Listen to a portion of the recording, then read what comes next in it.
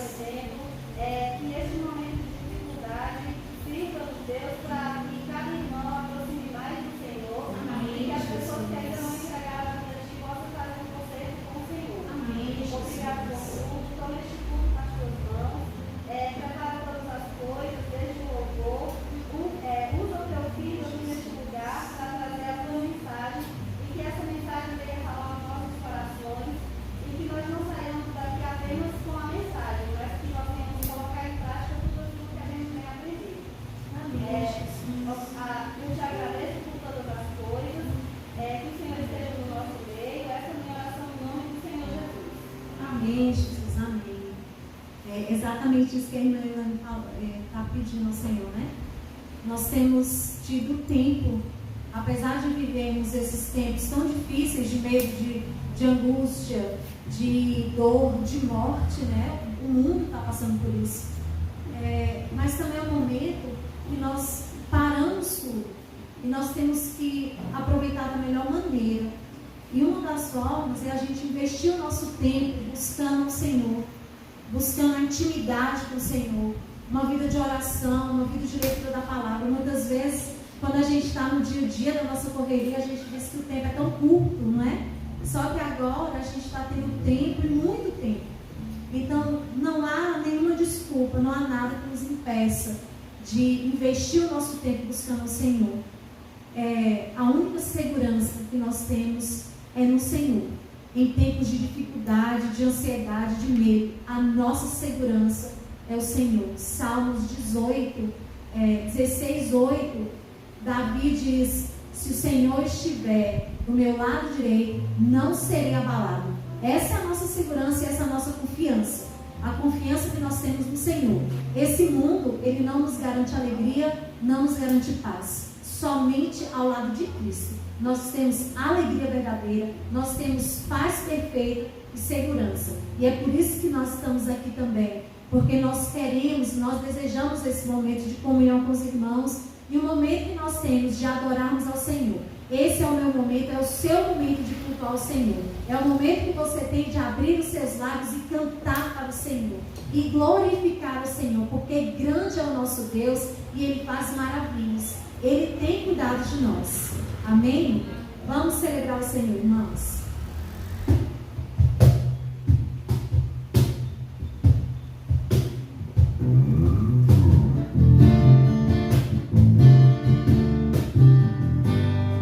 E você não perca a oportunidade. Esse é o momento que nós temos na presença do nosso Deus para celebrarmos a Ele, para engrandecermos a Ele. Não há nada melhor nessa vida do que nós adorarmos ao Senhor. Foi com esse objetivo que nós somos criados.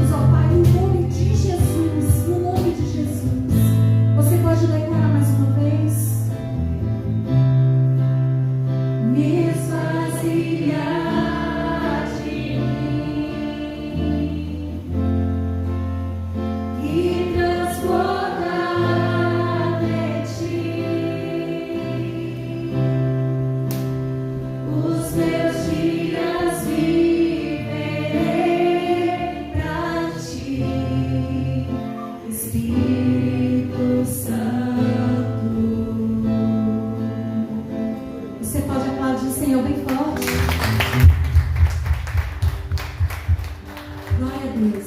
Vamos continuar adorando o Senhor.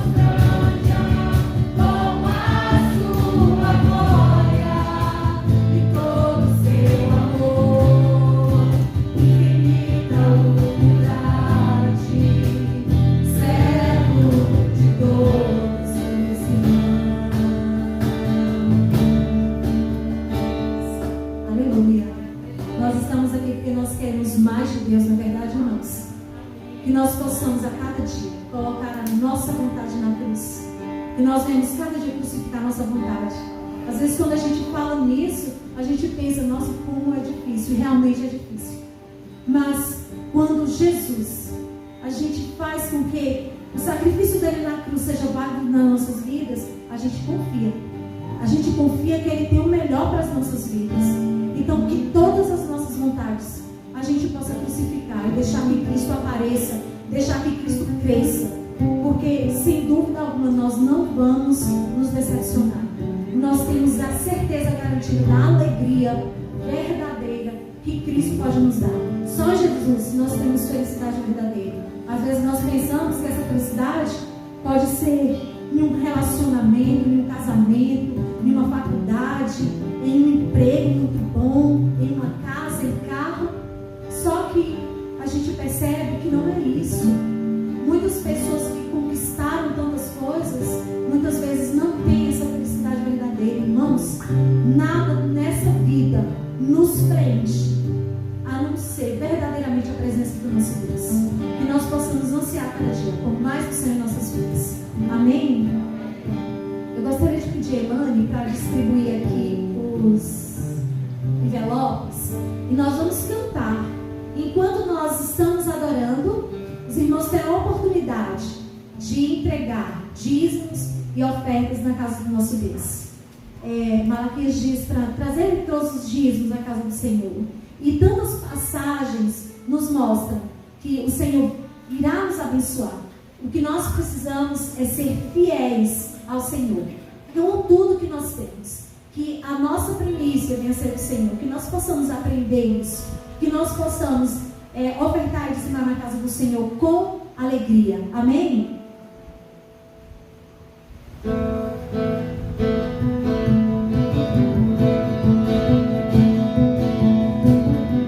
Enquanto o dia passa, eu vejo a verdade do teu amor, vejo a perfeição que a gente.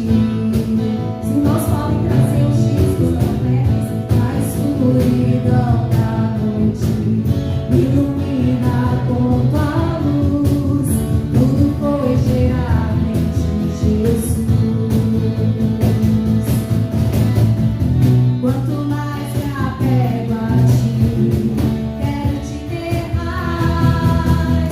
Tu és Deus perfeito em tudo, meu abrigo que asseguro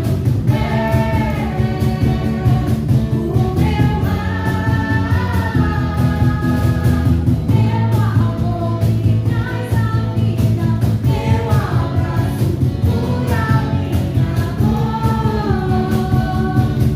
minha dor.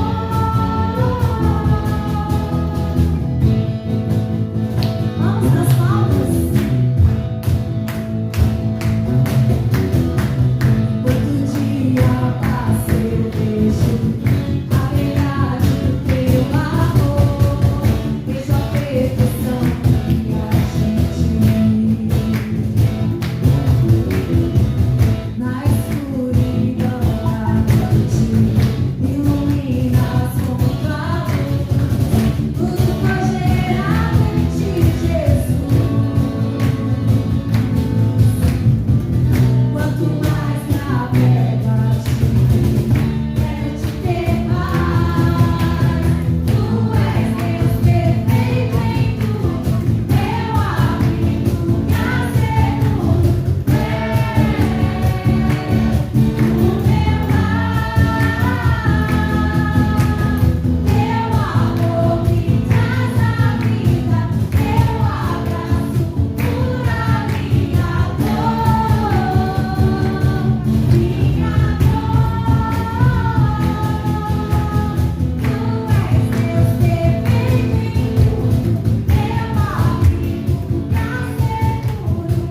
que asseguro o meu lar, meu amor que traz a vida, meu abraço cura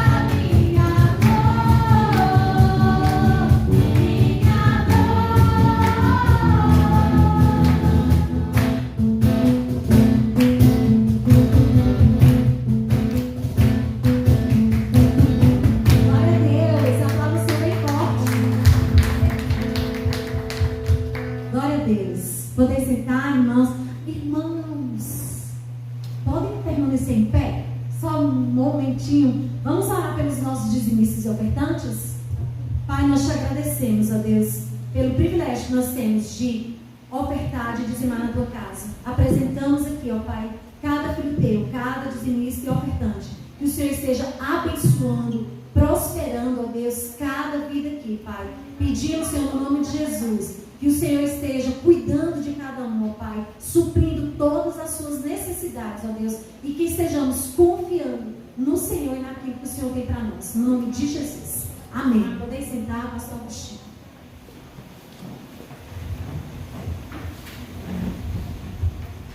Que a graça e a paz de nosso Senhor e Salvador Jesus Cristo esteja de maneira abundante sobre todos nós. Amém? Eu vou tirar aqui, porque eu estou distante de nós. E a distância que permite que possa falar sem a máscara. Vamos até a palavra de Deus em Mateus capítulo 25. Mateus capítulo 25, a partir do verso 1. No período anterior, eu estava dizendo aqui que da minha saudade, eu estava dos irmãos, da igreja, do púlpito, eu estava com muita saudade. Né? Graças a Deus, a prefeitura liberou para que a gente pudesse cultuar mesmo dessa forma, tive com poucas pessoas, mas o importante é nós estarmos aqui juntos, mesmo sendo em 2 períodos, né? Juntos aqui, em comunhão, louvando e agradecendo o nome do Senhor. Vamos fazer a leitura. Então, o reino dos céus será semelhante a 10 virgens que, tomando as suas lâmpadas, saíram ao encontro do noivo. E 5 delas eram prudentes e 5 delas insensatas. As insensatas, tomando as suas lâmpadas, não levaram azeite consigo, mas as prudentes levaram azeite em suas vasilhas, com suas lâmpadas. E, tardando o noivo, tosquenejaram todas e adormeceram. Mas à meia-noite ouviu-se um clamor: aí vem o noivo, sai-lhe ao encontro. Então todas aquelas virgens se levantaram e prepararam as suas lâmpadas. E as insensatas disseram às prudentes: dai-nos do vosso azeite, porque as nossas lâmpadas se apagam. Mas as prudentes responderam, dizendo: não seja o caso que nos falte a nós e a vós, e diante aos que vendem, comprai-o para vós. E tendo elas ido comprá-lo, chegou o noivo, e as que estavam preparadas entraram com ele para as bodas, e fechou-se a porta. E depois chegaram também as outras virgens, dizendo: Senhor, Senhor, abre-nos. E ele respondendo disse: em verdade vos digo que não as conheço. Vigiai, pois não sabeis o dia e nem a hora que o Filho do Homem há de vir. Amém? Que Deus abençoe a sua palavra lida. Queridos, nós estamos passando um momento difícil, um momento de confinamento, um momento de peste no mundo inteiro. O mundo inteiro sendo acometido por uma peste que tem colocado o mundo de joelhos. Agora, a pergunta que se faz é: por que isso? Qual o propósito disso? Deus tem um propósito para todas as coisas. Se Deus permitiu que essa peste acometesse o mundo do jeito que está acometendo, é porque Ele tem um propósito. Ele tem um propósito em tudo. Então, assim, é isso que nós precisamos entender. É isso que nós precisamos guardar no nosso coração e começar a se colocar na condição correta para que o propósito de Deus se cumpra, né? A gente esteja preparado para aquilo que vier da parte de Deus na nossa direção. Então nós precisamos nos preparar, e é isso que nós iremos falar nessa noite. O Senhor Jesus, Ele está falando aqui da sua segunda vinda, né? Jesus vai voltar. E Ele usa aqui nessa parábola a figura do casamento judaico, né? Como se processava o casamento judaico, tá? E o casamento judaico, ele era, eu vou fazer aqui uma explanação rápida, para a gente poder entender, porque isso coaduna bem com o que a gente vai explanar, com a exposição da palavra que nós vamos fazer essa noite. Na cultura judaica, a menina, a moça, com 12 anos, ela se torna maioridade, se tornava, no tempo de Jesus, se tornava maioridade. E o rapaz, o menino, com 13 anos. A maioridade do menino era com 13 anos. E nesse tempo, havia uma cerimônia, quando eles alcançavam essa idade, havia uma cerimônia que até hoje acontece, é o Bar Mitzvah. É uma cerimônia judaica que apresenta o filho para a vida, que apresenta o filho para o mundo, né? E, de certo modo, começa um período de preparação para que ele possa enfrentar o mundo, né? É a partir desse momento, a partir dos 12 anos, que os filhos dos judeus passam a ter que decorar a Torá, né? Que é a lei, né? Os 5 livros da lei, o Pentateuco da Bíblia. Eles têm que decorar, têm que ter tudo decorado na ponta da língua. E muitos ficam noivos nesse período. Ficavam noivos nesse período, quando eles tinham 12, 13 anos. Porque, na verdade, na cultura judaica, o noivado, o casamento, não se processava pela escolha própria de cada um. Eu escolho para casar quem eu quiser. Não era assim. A coisa não funcionava desse jeito. Era a família, as famílias, de preferência, famílias próximas, parentes, primos, pessoas que eram próximas. Por quê? Para não dispersar os bens. Então, os judeus sempre tiveram muito essa preocupação.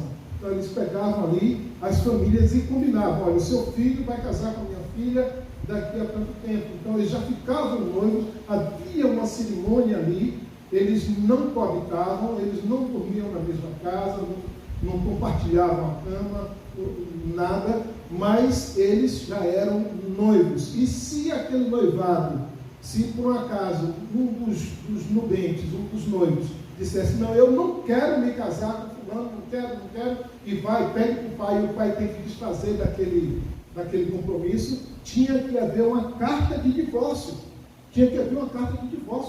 Mesmo que eles não tivessem coabitado. Esse caso, na Bíblia, a gente encontra esse caso, que era o caso de José e Maria, a mãe de Jesus. Eles eram noivos, eles eram comprometidos ao casamento, mas eles ainda não haviam casados. E se José quisesse sair, quando descobriu que Maria estava grávida, ele tinha que dar uma carta de divórcio para ela, para poder desfazer do compromisso. Tá? Então a coisa se processava dessa forma. Eles ficavam noivos a partir dos 12 anos, 13 anos de idade, e aí, só que o casamento ia acontecer 10 anos depois, 15 anos depois, não se sabe, mas mais adiante, né? De acordo com o que cada um iria querer. Mas o casamento só ia acontecer posteriormente, né? E aí, como é que se processava o casamento? O noivo, a festa começava, geralmente as festas de casamento judaico demoravam 7 dias, era 7 dias. Haja visto lá nas bodas de Caná da Galileia, que é um texto que todo mundo conhece. Então, ali o noivo começava a fazer festa e tal, e o noivo ia buscar a noiva e levar a noiva com ele para a sua casa, né? Só que assim, na cultura judaica é o contrário da nossa cultura. Hoje, se tem um casamento, nesse casamento, quem é que fica esperando? É o noivo no altar, a noiva atrasa, quem atrasa é a noiva. Na cultura judaica é o contrário, quem atrasa é o noivo é que demora de chegar, e a noiva fica lá prontinha, esperando. Aí o noivo fica lá festejando com os amigos e tal. Aí ele pode vir 7 da noite, pode vir 8, pode vir 9, 10, 11, 1 hora da manhã, 2 horas da manhã, e a noiva tem que ficar lá bonitinha esperando ele. Só que a noiva, ela tem que ficar esperando com as suas damas de honra, não só a noiva, como as damas de honra. E quem eram essas damas de honra? Eram geralmente mulheres, moças virgens, que geralmente próximas, parentes da noiva, que serviam ali, e elas tinham uma lâmpada. elas tinham uma lâmpada. A lâmpada funcionava com azeite, colocava o azeite e acendia a lâmpada ali. E para que servia essa lâmpada? De repente o noivo ficou até 10 horas da noite fazendo farra e vinha buscar a noiva. Só que em Israel, naquele tempo, na Palestina, não tinha iluminação pública nem nada disso. Tudo era no breu, tudo era na escuridão. Então, o que acontecia? De repente vinha alguém na frente do noivo, anunciando: olha, o noivo está chegando, o noivo está chegando. Aí, quando se ouviu o anúncio que o noivo estava chegando, as virgens acendiam as suas lâmpadas. Por que aquela lâmpada? Porque a lâmpada era para iluminar o caminho da noiva até o encontro com o noivo. Porque era tudo escuro, tudo breu. Depois eles se juntavam ao cortejo com o noivo tomava a noiva, se juntavam no cortejo e eles iam para o espaço onde ia acontecer as bodas. Tá? Peguem isso aí, que nós vamos seguir adiante. O Senhor Jesus, ele pega essa figura aqui que eu acabei de desenhar para vocês, e ele usa essa figura para nos mostrar como é que vai ser a sua segunda vinda, como é que ele vai vir, o tempo que ele vai voltar, como será a sua volta. Ele usa isso para nos esclarecer como isso vai se processar. E dentro dessa ideia, ele usa dois personagens. Um personagem é o noivo, né? E ele usa o noivo e fala dos aspectos da sua vinda e como ela acontecerá. E depois ele fala da noiva. O noivo é o próprio Jesus e a noiva é a igreja, né? E ele fala, quando ele está falando da igreja, ele fala de alguns elementos essenciais que a igreja tenha no último dia, para que haja um encontro, né? Que é a lâmpada e o óleo, né? São dois elementos importantes ali. Em primeira mão, nós vamos entender o primeiro personagem, que é o noivo. Como eu já disse aqui, o noivo quem é? Jesus, é o próprio Senhor Jesus. Ele está falando de si próprio, né? Apesar que ele estava falando parabolicamente, mas estava falando de si próprio. E ele está falando da consumação do reino de Deus. Eu já falei aqui na igreja, já expliquei aqui para os irmãos a respeito do já e o ainda não. O que é o já e o ainda não? Só vou dar uma pincelada aqui para... Fui premiado aqui. A água foi premiada. Deixa aqui. Né?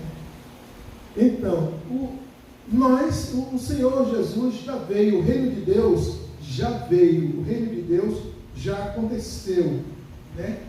Já aconteceu, mas ainda não foi consumado. E a consumação do reino de Deus é na segunda vinda de Jesus. É a mesma coisa que a salvação. Nós já estamos salvos, nós já fomos salvos, mas a consumação da nossa salvação vai se dar ou na nossa morte ou quando Jesus voltar. Então, o já e o ainda não. O Senhor Jesus, ele já veio à primeira vinda, mas ainda não consumou ainda o reino de Deus, né? Definitivamente. E ele vai vir, e isso é uma certeza que nós temos, que ele vai vir. E ele, quando ele vier, ele vai vir buscar a sua igreja. Ele vai vir buscar a sua igreja, né? E isso a gente pergunta, sim, vai vir buscar, quando é que ele vem? Quando é que ele vem? Apocalipse 22, 20 fala bem disso. Jesus, aqui no apagar das luzes do livro de Apocalipse, no fechar da porta do livro de Apocalipse, Jesus ele diz o seguinte: aquele que testifica essas coisas diz, certamente cedo venho. Ora vem, Senhor Jesus. É a mesma coisa que nós chegarmos para Jesus: Jesus, quando é que você vem? Aí ele vai olhar para nós e dizer assim: certamente cedo vem. Ou seja, esse cedo tem a ideia do inesperado. A qualquer hora eu chego aí.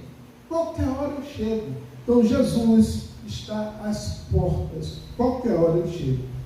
pegando nessa mesma linha, em 1 Tessalonicenses, no capítulo 4, versos 16 e 17, diz o seguinte: porque o mesmo Senhor, essa minha uma bênção. Que Deus te abençoe.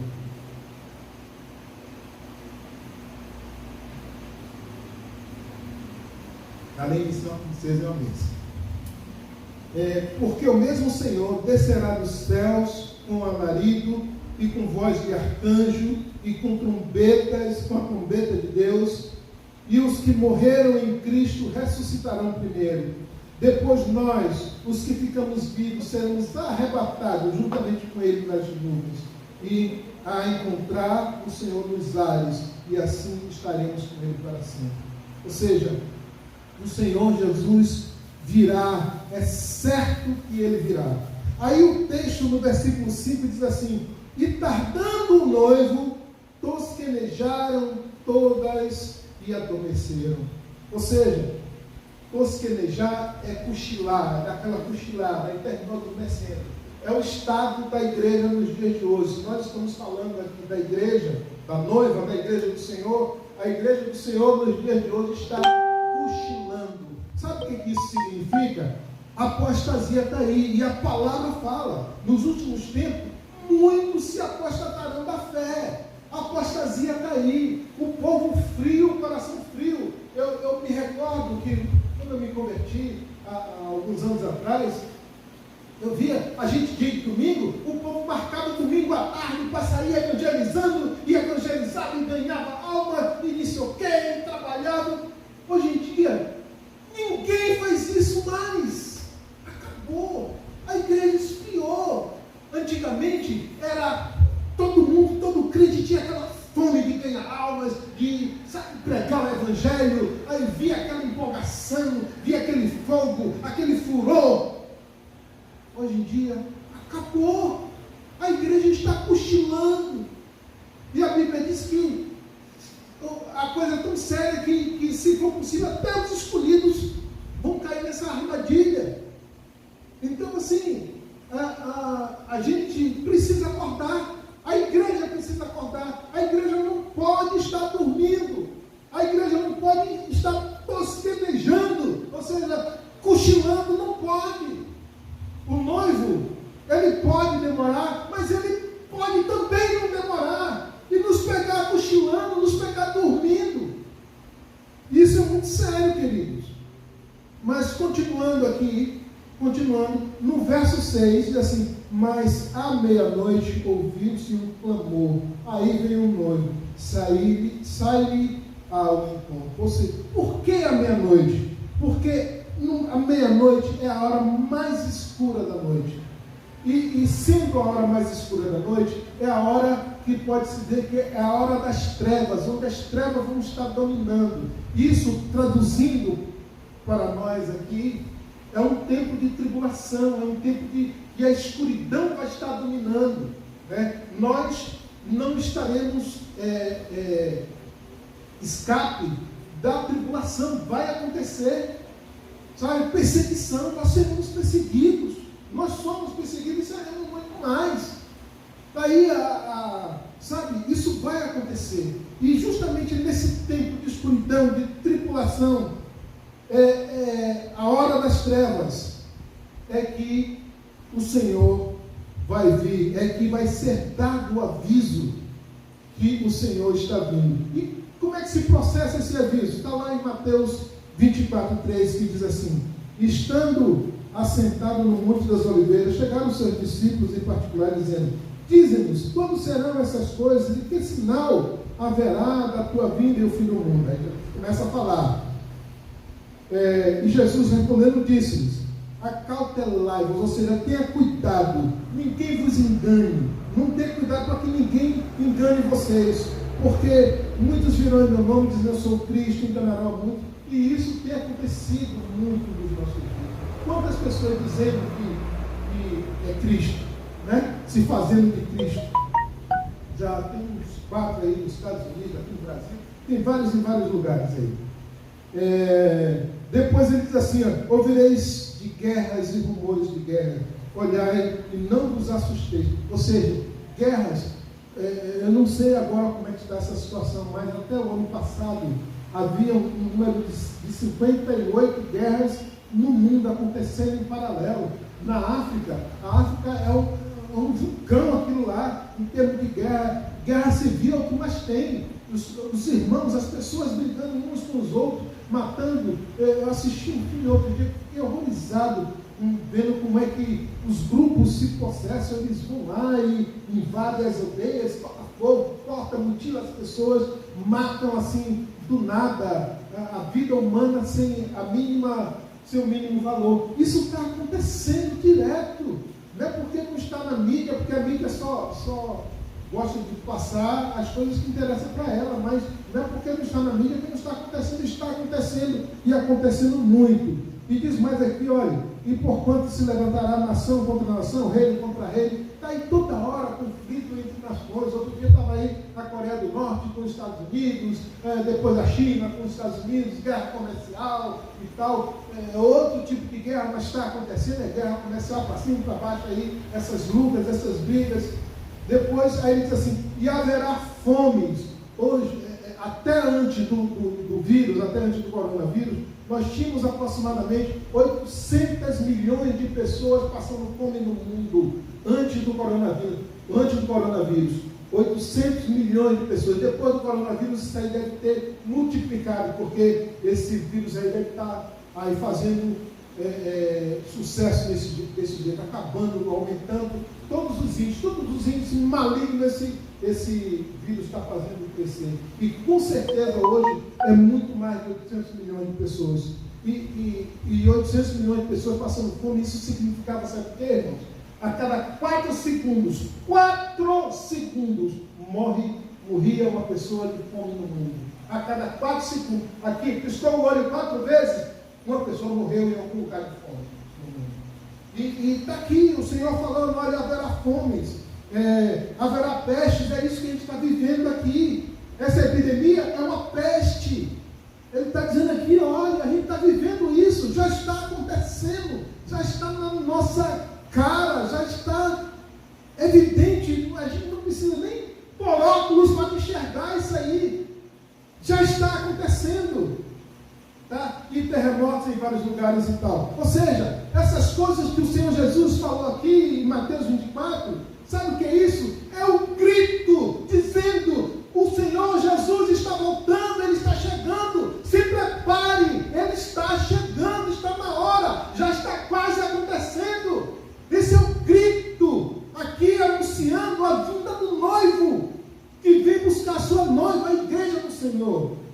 Então, nós precisamos estar alerta, nós precisamos abrir os nossos olhos, porque é certo que Jesus virá, e a hora está quase chegando, pode ser daqui a 10 minutos, daqui a um dia, daqui a um mês, daqui a um ano, mas está chegando, as evidências, os sinais estão aí, não precisa a gente se esforçar muito para entender, para a gente poder enxergar o que está acontecendo. Nós precisamos abrir os nossos olhos, ouçamos o grito que anuncia a vinda, a chegada do Senhor. Bem, o segundo personagem agora é a noiva. A noiva aqui está descrita na composição das bodas, como eu expliquei como era o casamento judeu. A noiva tem as virgens que iluminavam o caminho da noiva até chegar ao noivo, né? E quem seria essa noiva aqui? A noiva é a igreja do Senhor. E qual seriam essas virgens? Essas virgens seriam os cristãos, nós, os cristãos, que fazemos parte do cortejo da noiva. Nós, os cristãos. Então, Jesus, ele está falando aqui de nós, e ele está aproveitando dessa palavra para nos mostrar como nós devemos nos encontrar, como nós devemos nos preparar para aquele dia final, que logo irá acontecer. E ele separa os cristãos aqui em 2 grupos. dois grupos: o grupo dos nécios, dos tolos, dos insensatos, que é as virgens insensatas, loucas, e as virgens prudentes. Ele separa os dois grupos, né? E interessante, queridos, que Jesus já havia feito isso antes. Se você for observar, já havia feito. Quem ouviu o último estudo que eu passei, via internet, que eu passei, do Sermão do Monte, o último estudo, nós falamos a respeito disso. Jesus falou a respeito disso. Você pegar lá em Mateus 7, 26, você vai dizer assim: e aquele que ouve essas minhas palavras e não as cumpre, compará-lo-ei ao homem insensato. E depois, no 7, 24, ele diz assim: e todo aquele, pois, que escuta essas minhas palavras e as pratica, assemelha-lo-ei ao homem prudente. Ou seja, Jesus está dizendo aqui, ó, tem um homem prudente e tem um homem insensato. Tem a virgem prudente e tem a virgem insensata. O homem prudente é aquele que não só ouve, mas escuta a palavra de Deus. Que há uma diferença entre ouvir e escutar, queridos. Muitas vezes a gente não atenta para essas coisas, mas há uma diferença significativa entre o ouvir e o escutar. O ouvir, quando você fala em ouvir, você está se referindo ao aparelho auditivo. É o ouvido, está entrando alguma coisa pelo ouvido. Mas quando você se refere ao escutar, é aquilo que você recebe, entra pelo ouvido e vai para o coração. É aquilo que você processa, é aquilo que você pensa, é aquilo que você obedece, é aquilo que você faz juízo sobre. Sabe, o escutar, ele está acima do ouvir. O ouvir é só ouvir. Quando eu era menino, a minha mãe brigava com a gente, e estava brigando e falando não sei o que, a gente não dava muita importância. Ela dizia: eu falei com você, você quebrou o pau no vidro e não ouviu, aí agora você vai apanhar. Aí a gente chegava, apanhava, né? Ela batia. Ou seja, o que ela está dizendo? Você ouviu, mas não escutou. Você ouviu, mas não escutou. Nós precisamos aprender a escutar, a processar aquilo que a gente ouve. Escutar é atender o que está sendo captado pela audição, mas além disso, compreender e processar as informações internamente. Escutar é requerer mais que ouvir.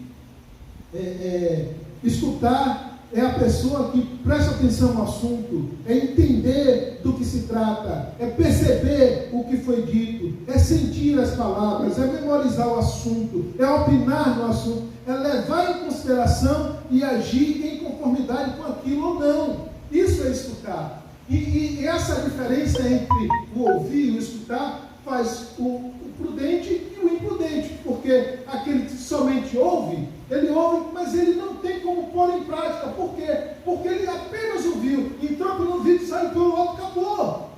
Agora, quem escutou, quem pensou no assunto, quem pensou na palavra, quem pensou, tá, então eu tenho condição de pôr em prática, porque eu escutei. Há uma diferença significativa nisso. Mas nós estamos falando aqui, Jesus, das virgens, a virgem, a prudente e a imprudente. A prudente, ela tomou alguns cuidados que a imprudente não tomou. E por isso, houve essa diferenciação. E aí, com isso, a gente entende que a vinda de Jesus é algo certo, é algo definitivo, vai acontecer. É algo, a igreja espera ansiosamente a vinda de Jesus. As bodas já estão preparadas lá nos céus.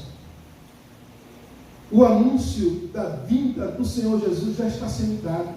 Essa peste é um dos gritos que está se dando. Ó, Jesus está chegando, Jesus está voltando. E a gente precisa entender isso e se preparar, se posicionar como cristãos prudentes para receber a hora do Senhor, a hora que o Senhor chegar. Aí ele fala aqui de alguns elementos importantes que determinam a prudência ou insensatez. E a gente vai esclarecer agora sobre esses elementos. O primeiro elemento é a lâmpada acesa. Que lâmpada acesa é essa? O que é isso? o texto diz que quem foi encontrado com a lâmpada apagada é insensato, quem foi encontrado com a lâmpada acesa será prudente. Mas que lâmpada é essa? Salmos 119, 105 nos responde, que diz assim: lâmpada para os meus pés é a tua palavra e luz para o meu caminho. A palavra de Deus aqui é a lâmpada, a palavra é a luz. Quando se falou aqui, quando está falando da chama, da lâmpada, da chama acesa, está se falando da palavra de Deus que tem que estar acesa no nosso coração.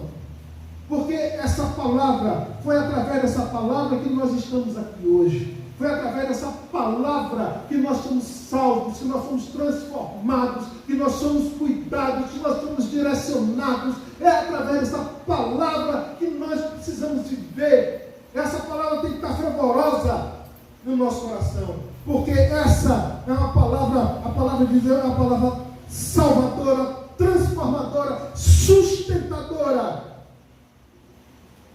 E mais, a palavra de Deus ela é viva. A palavra de Deus ela é viva. É a única palavra. É a única palavra que quando você recebe, que entra, que você escuta, que vai ao seu coração, ela se transforma em vida dentro de nós. É a única palavra que se faz vida dentro de nós. Porque a Bíblia diz que porque a palavra de Deus ela é viva e ela é eficaz, e ela é mais penetrante do que a espada de 2 gumes, e penetra entre a divisão da alma e do espírito, das juntas e medulas, e é apta para discernir os pensamentos e intenções do coração. Essa é a palavra viva, porque ela tem vida em si própria. Essa é a palavra, que é a palavra poderosa, e a palavra que nos mantém no caminho. O caminho é Jesus, e a palavra de Deus nos mantém no caminho chamado Jesus. O papel da luz no casamento judaico é iluminar o caminho da noiva até chegar o noivo, até o encontro com o noivo. E o papel da palavra de Deus é iluminar o caminho da igreja para o encontro com Jesus, para viverem as bodas. A palavra de Deus, ela não pode estar apagada no nosso coração. A palavra de Deus, ela não pode estar apagada no nosso viver. A palavra de Deus é o alimento das nossas almas. Ela tem que estar viva no nosso coração. E eu pergunto para que você confronte a si próprio com essa pergunta. Não precisa me responder, não. Mas responda para si próprio, responda para a sua consciência. Como está se processando a palavra de Deus na sua vida? Esse tempo de confinamento, que é o tempo que a gente nunca teve tanto tempo para ler a Bíblia como a gente está tendo agora. Você já reparou isso? Quanto tempo a gente está tendo um tempo maravilhoso para ler a Bíblia, e a gente está lendo a Bíblia. A gente está se enchendo da palavra de Deus. A gente está se preparando, está fazendo a palavra de Deus viva em nossa vida. Está fazendo a chama acesa no nosso coração. Se não estivermos, queridos, nós precisamos começar a repensar o nosso comportamento, principalmente nesse tempo de confinamento. O segundo elemento que Jesus fala aqui é o azeite. O azeite. Quando o noivo vier, se não estivermos com azeite, nós vamos ficar. Né? O azeite aqui, que Jesus está se referindo ao Espírito Santo. Né? Sem azeite, a lâmpada se apaga. Sem azeite, sem o Espírito Santo, não há absorção da palavra. A Bíblia é o único livro que você não lê sozinho. Você lê com o Espírito Santo do lado. Você precisa orar para você poder ler e aprender, entronizar, guardar, entender. Você sozinho, tem gente que, eu já li a Bíblia 500 vezes, não entendi nada. Lógico, não entender, porque não tem o Espírito Santo para fazer entender. Precisa do Espírito Santo para poder entender. Precisa. A Bíblia você não lê sozinho. A Bíblia, você pode ler qualquer livro do mundo sozinho, mas a Bíblia você só lê com o Espírito Santo do lado. E que é uma parceria entre eles dois. É uma parceria. Não é somente dessa vez que a Bíblia coloca essa parceria aqui junto. Quando Jesus falando para Nicodemos, ele disse o seguinte: olha, na verdade, te digo que aquele que não nascer da água do Espírito não pode entrar no reino dos céus. Ou seja, a água, simbolismo da palavra de Deus. Ou seja, se você não nascer de novo da palavra de Deus e do Espírito Santo, você não pode ver o reino dos céus.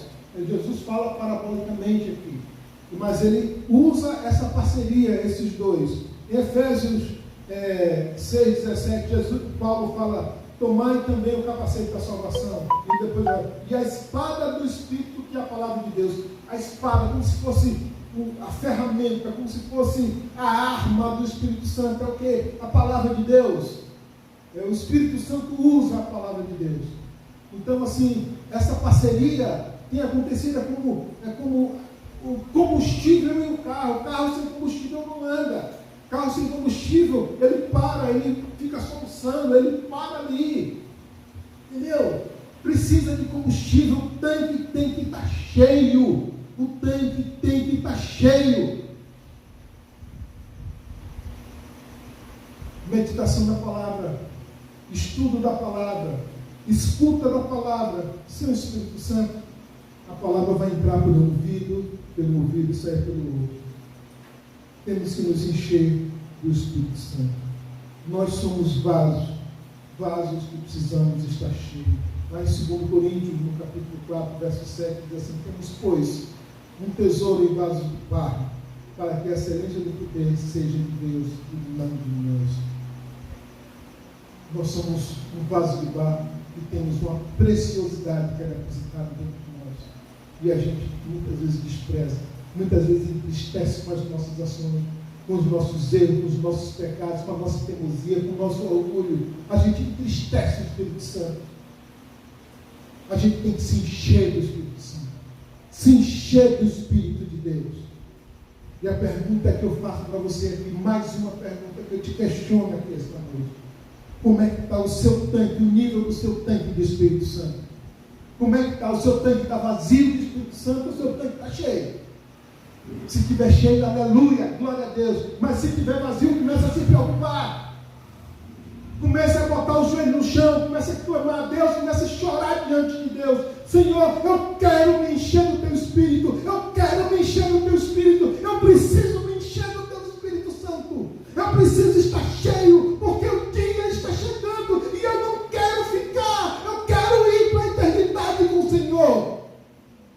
Precisamos clamar ao Senhor, precisamos lutar contra nós mesmos para nos encher do Espírito Santo, para a gente nunca entristecer o Espírito Santo com as nossas ações, com os nossos pecados, com os nossos erros. Faz brincadeira, é igual como Provérbios fala, né? Provérbios, eu esqueci a referência aqui agora, diz assim que a mulher adúltera, ela come, limpa a boca e diz: não fiz nada, não fiz nada. Ou seja, ela comete a prostituição e depois simplesmente não fez nada. Sabe, não se dá conta do seu pecado, daquilo que está errado. E isso tem acontecido muito, meus queridos. No meio cristão tem acontecido muito. Nós precisamos reconhecer o nosso pecado, cair com a cara no pó e clamar ao Senhor: Senhor, tem misericórdia, Senhor, tem misericórdia, eu preciso me encher do Teu Espírito Santo.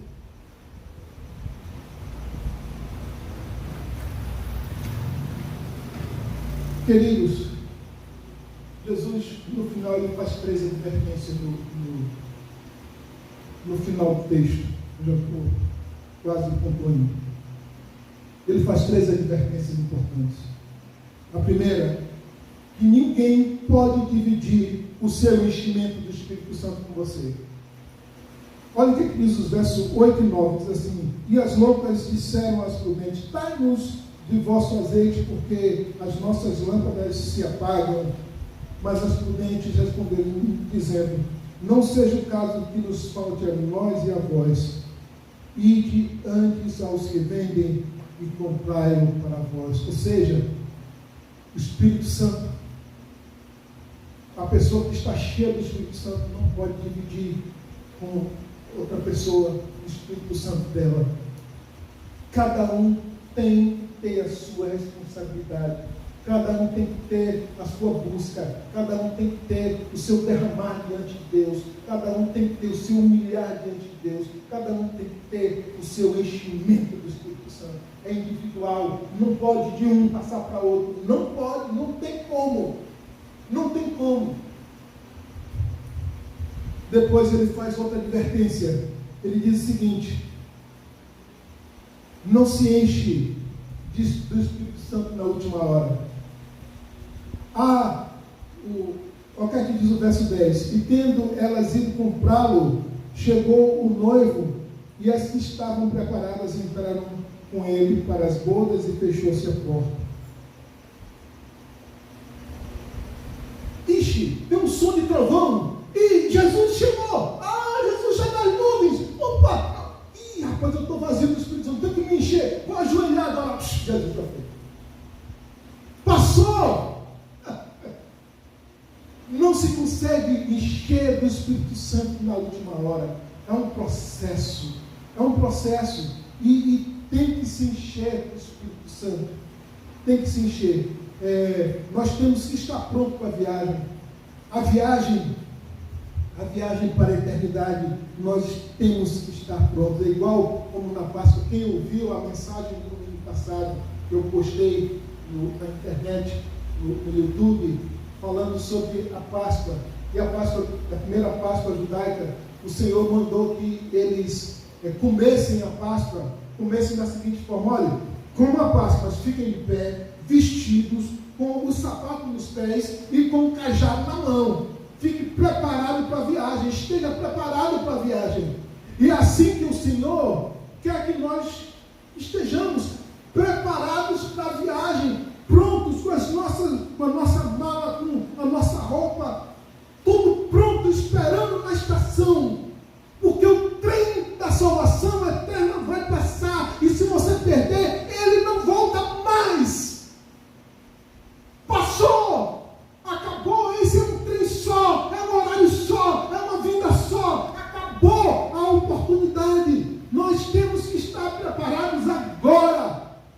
E a preparação, queridos, mais uma vez eu quero falar, é estar com a palavra de Deus acesa no nosso coração, é estar com o nosso vaso cheio do Espírito Santo, com a gente cheio do Espírito Santo.